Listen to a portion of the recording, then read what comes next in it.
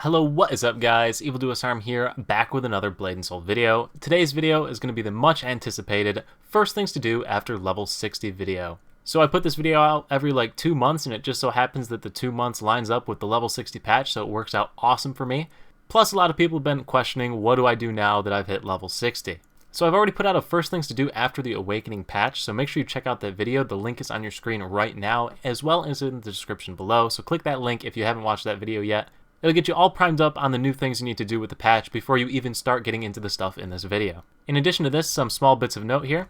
If you've not already registered for this free costume giveaway from Steel Series, there are 4,985 keys left down here. This video is going to go live in 11.5 hours, so I don't know if there's going to be any of them left, but there are. Make sure you click the link. Link will be in the description below as well. Click that link and follow the link over to see if you can get yourself the free costume. The free costume is the costume that I'm wearing right now. Pretty cool outfit, so definitely go ahead and pick it up if you haven't already. One more thing is that the Ascension Pouches have been added into the game. So if you haven't been paying attention to what's going on in Blade and Soul, basically they took away all the white orbs from players, so you can't run the new event, and they kind of screwed everybody. So if you look in the Hongmoon store, there's a currently 1 week limited event only, or limited time only item in the store. I have to bring my HUD back up. And over on the right side of your screen, if you look on the Hongmoon tab section, Hongmoon coin tab section, you will see an Ascension Pouch. You can claim this once per day for the next week to get a free Orb of Ascension, so you can run the content.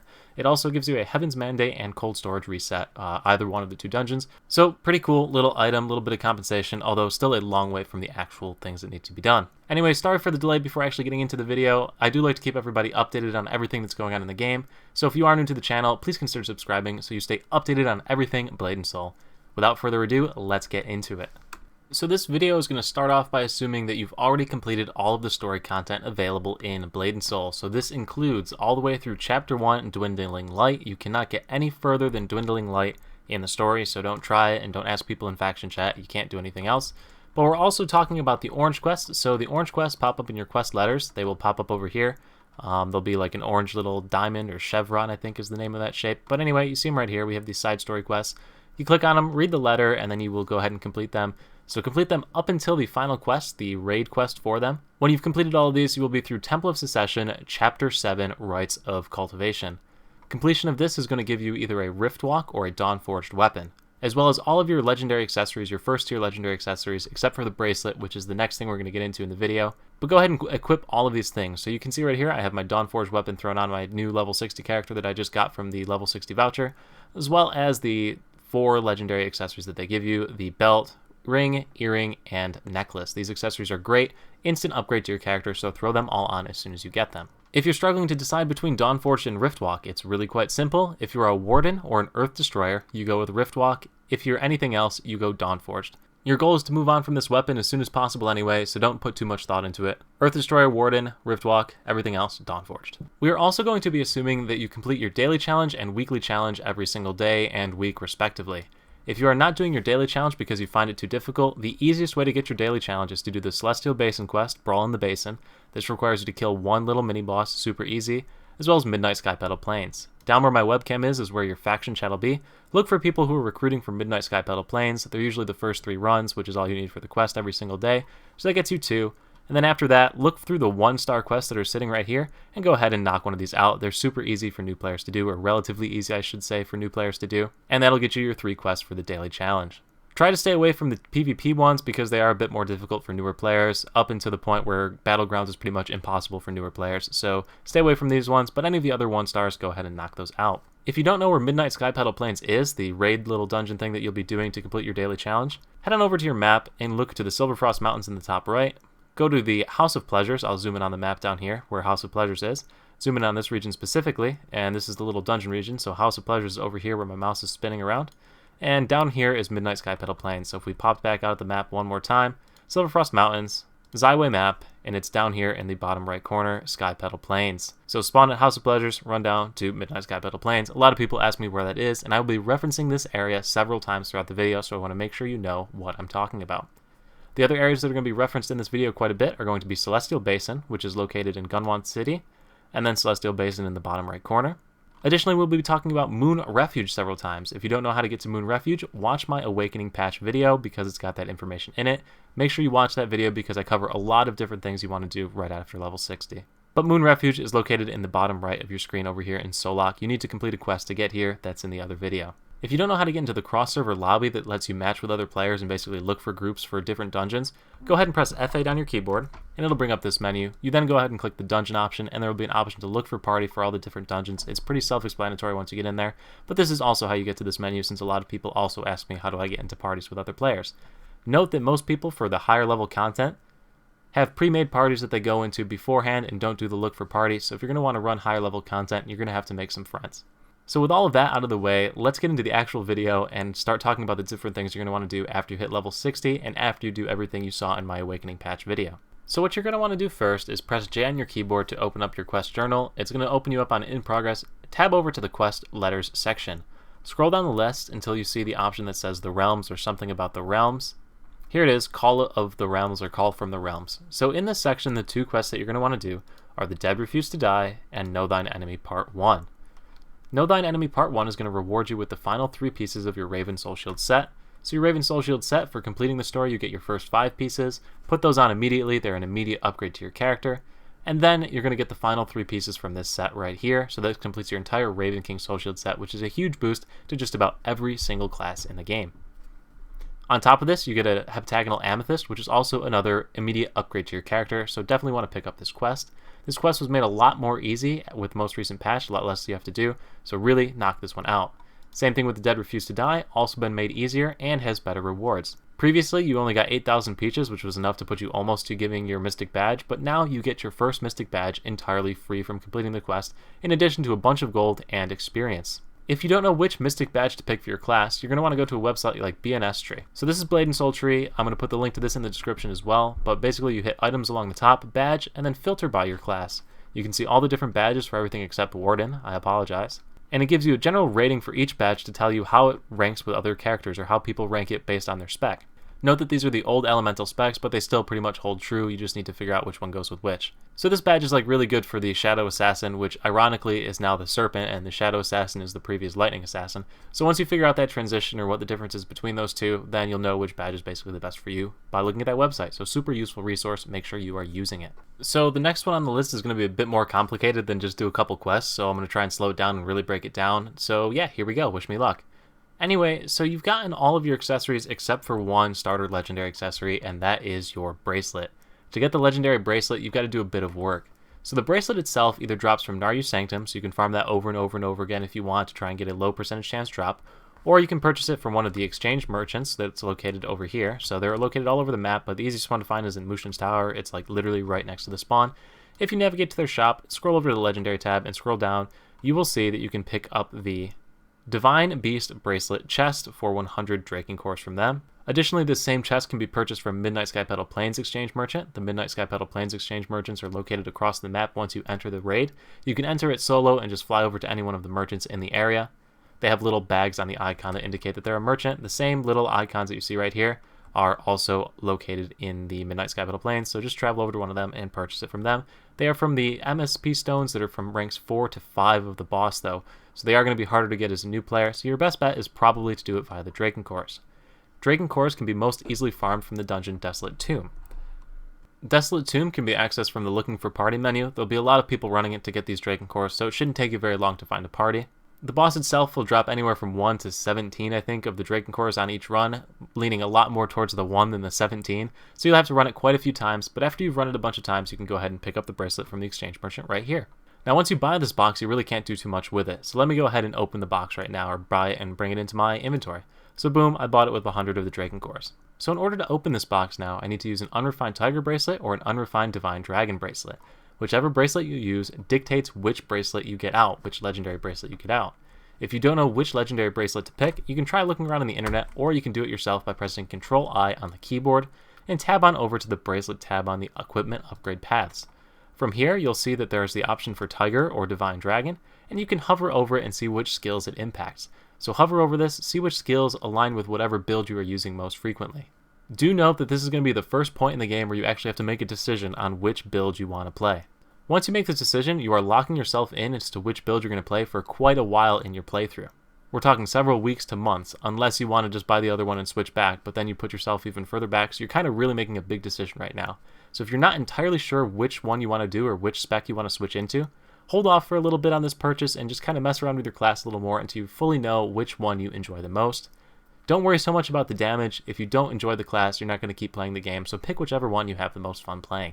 It's not too hard to switch in the end after you can start farming content and get lots of money and start building up resources, but right now in the early stages, this is a really critical decision.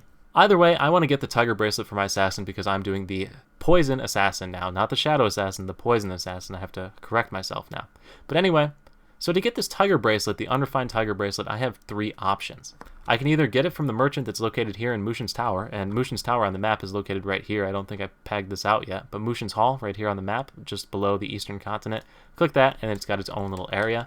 But this merchant right here is one of the ones that will sell you the Unrefined Bracelets. So if you scroll over to her second tab, you will see that she has Unrefined Dragon Bracelet and Unrefined Tiger Bracelet available for 5 Yunseng Prayer Beads. So I have 2 of them in my inventory. The additional ones are obtained from floors 16 through 20 here in Mushin's Tower. To get to floors 16 through 20, you're going to have to scroll over into the quest letters again. Scroll down the list until you find Mushin's Tower, and you're looking for one of these quests that'll open up floors 16 through 20, so just read the letters until it opens up. After you've gotten 16 through 20, just go ahead and run it over and over and over again until you get enough beads. It's going to take you quite a few runs to get all the beads you need.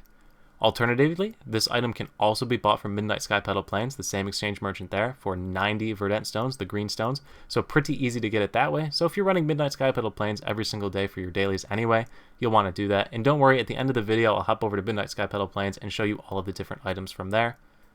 Additionally, this item can be picked up from Moon Refuge, so once again, at the end of the video, I'll show you all the different things you can get from Moon Refuge. I just don't want to be traveling back and forth while I'm recording the video, because I'm lazy. So there's 3 different options to pick this up if you don't want to run the same thing over and over and over again. But at any rate, I want to continue moving through the video, so I went and picked up my additional Yunseng Prayer Beads, and we're going to go and pick up the Tiger Bracelet from her. So I'll scroll down the list, and I'm going to pick up the Unrefined Tiger Bracelet. So right-click, purchase. After you've got the Unrefined Tiger Bracelet, all you've got to do is go to your inventory, right-click on the box, and it's going to ask you, do you want to use this to open it? Confirm. It's going to scroll through the menu, and you will get your legendary bracelet. So to open this bracelet, you need a Brilliant Key. Brilliant Keys are crafted by the Radiant Ring Guild, so if you haven't joined a crafting guild yet, you're going to need to head over on your map, over to the Silverfrost Mountains, and in the Silverfrost Mountains, you're going to zoom in on this map, and you want to go to the Merchant Square. In the Merchant Square, you can see all of the different guilds are located here. The one you are looking for is the Radiant Ring, which is this guy right here, is the little gemstone up here. If you're going to pick 2 crafting guilds to be in, I'm going to recommend Radiant Ring and Forge Keepers. You'll see why Forge Keepers as we get further into the video, but these 2 are probably the best guilds to pick as a new player for progressing your character. Going forward, you're also going to want to get a character in the Soul Wardens, but that's not as critical at this very moment. Additionally, Brilliant Keys can be purchased for actual money in-game. If you just typed in Brilliant Key into the search money, I believe you can buy Brilliant Keys for a stupid amount of money, so definitely not worth. You can also trade these on the marketplace, but unfortunately there are not any on listing on the NA server, so I'm kind of surprised as to what's going on with that. The final option is that they do pop up in the Daily Dash occasionally, so check through your received items if you've been playing for a little while or haven't played in a while and are just returning. You might have some in your inventory. If not, you're going to have to go through the Radiant Ring to pick them up right now. So I'm a lucky little duck here, and I actually have 4 of these keys left, so I'm going to go pick one of them up from my received items box. And I can now open up my Tiger Bracelet chest here. And boom, just like that, I now have my Tiger Bracelet and can throw that sucker on.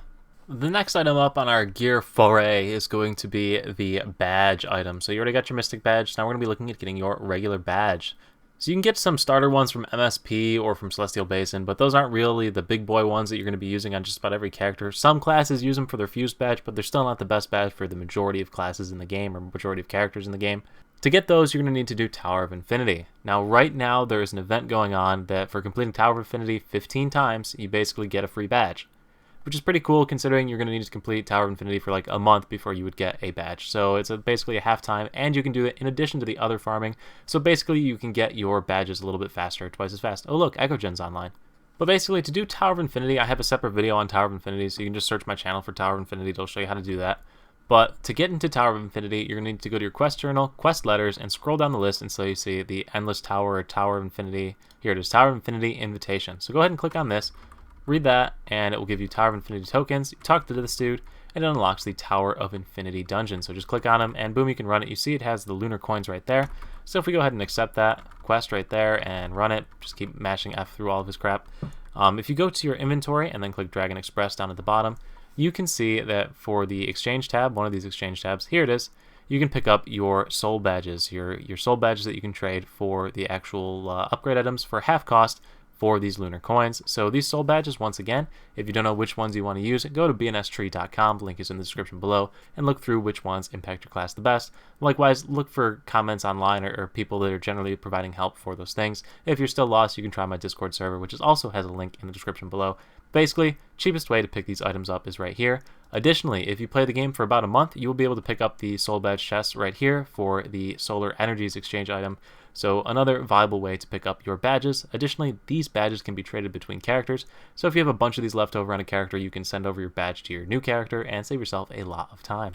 Tower Infinity itself is a PvP 1v1 sort of simulator against the computer. The first 3 wins of the tower are super easy for just about everybody fresh out of the story, so it shouldn't be much of a challenge for you at all. So just go ahead and knock this out every single day. It's a daily. You can run it actually 2 times per day, but you only get the rewards once.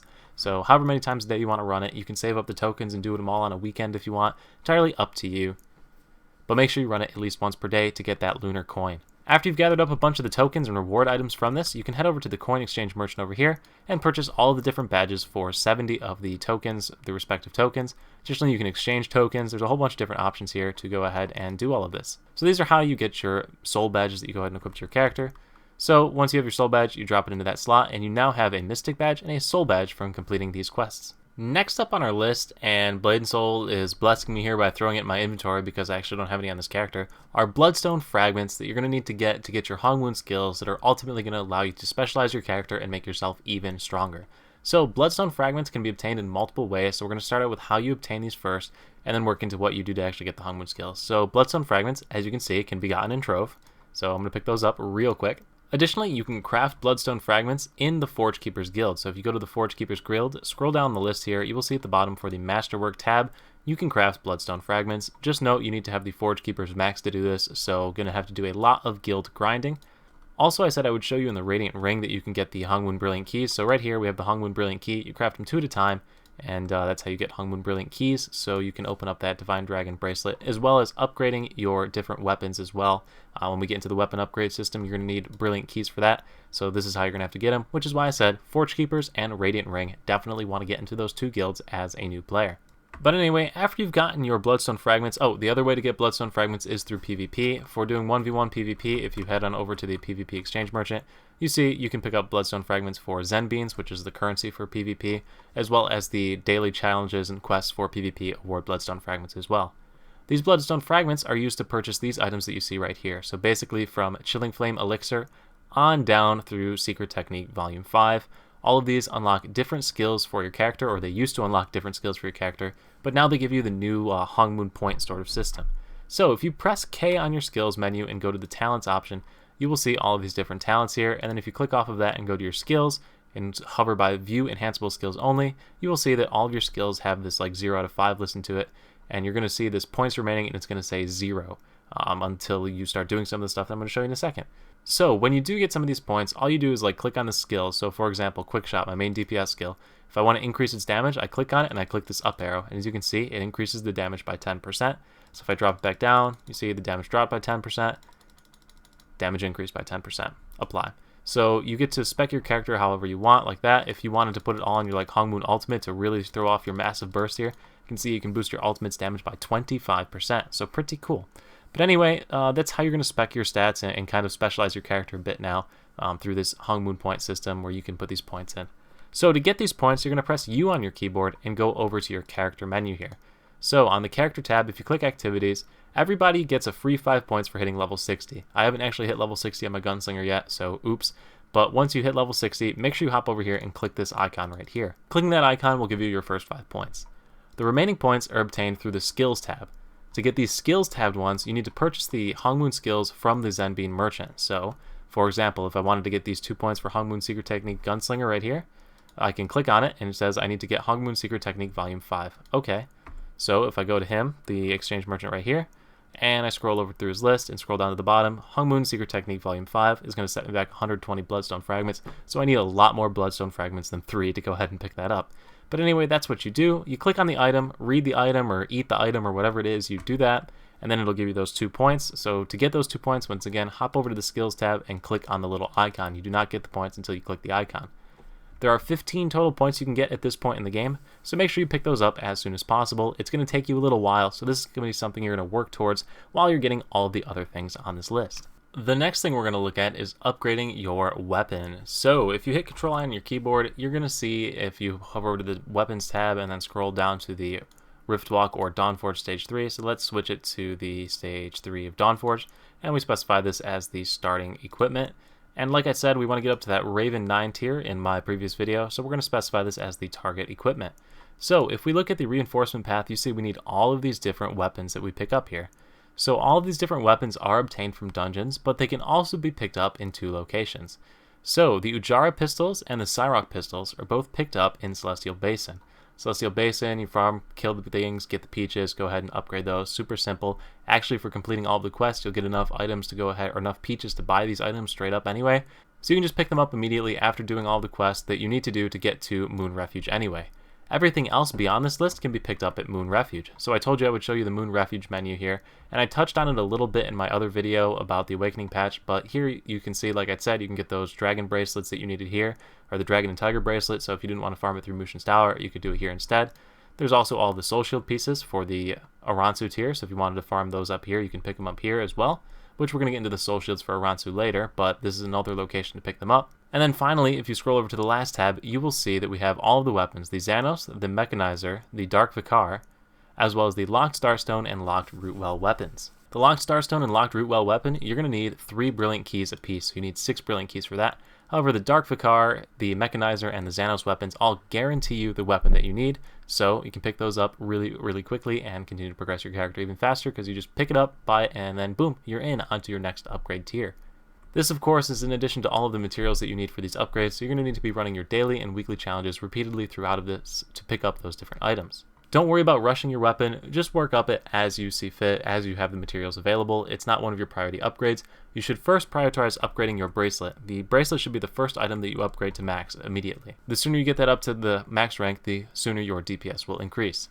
But anyway, that's enough about upgrading your weapon. The next thing I want to talk about is going to be your soul shields. So we're already at the 8-piece Raven soul shield set from this video so far, and now we're going to talk about getting the Aransu soul shield set. So as you'd already saw on this merchant right here, you can farm this area over and over and over again, and to get to this area you need to do all of those Dead Refuse to Die quests. I'm pretty sure. I don't know exactly how to get there, but I don't have it available on any of my characters that haven't finished those yet, so I think that's the lock that's keeping you out of this. But anyway, after you do all of those quests and get over to this location, you can get all of your Aransu soul shield pieces from this location. You just have to do a lot of farming. It'll probably take you quite a few weeks to get them all through here.